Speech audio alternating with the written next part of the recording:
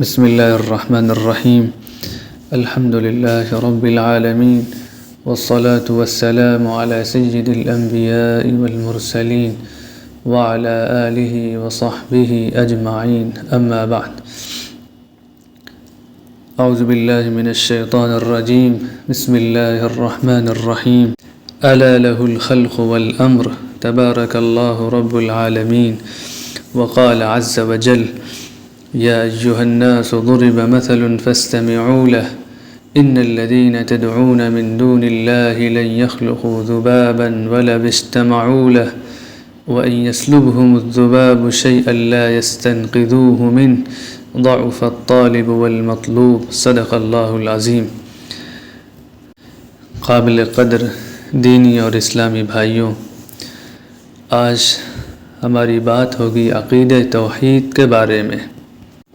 اللہ رب العزت کے تعلق سے عقیدہ توحید کو سمجھنے کے لیے دو اہم بنیادیں ہیں.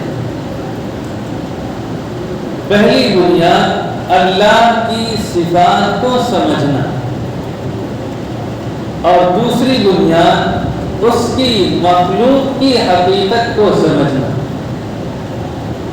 جب ایک انسان ان دو باتوں کو سمجھ لیتا ہے، پھر وہ شرک کی گندگی سے خود کو بچا بھی لے جاتا ہے اور عقیدہ توحید اپنے دل میں اتار بھی لیتا ہے.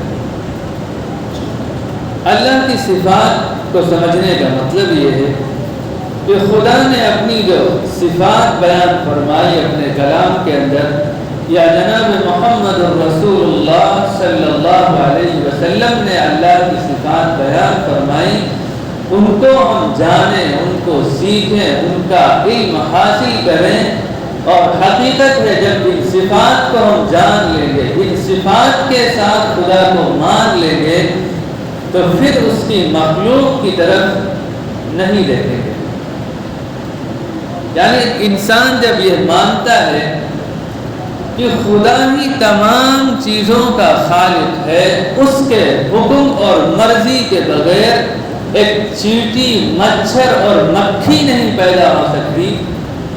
جس انسان کے دل کے اندر خدا کی اس صفت کا یقین ہوگا، وہ کبھی بھی خدا کو چھوڑ کر غیر خدا کے پاس اولاد مانگنے نہیں جائے گا، کبھی نہیں جائے گا.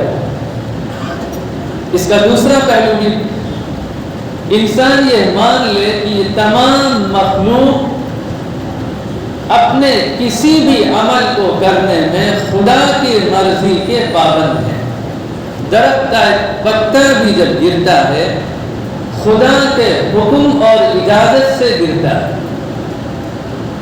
جب ہم اس بات کو مان لیں گے، پھر خدا کو چھوڑ کر ایسی بے بس مخلوق کے سامنے اپنے ہاتھوں کو پھیلانے کا خود ہمارا جی نہیں چاہے.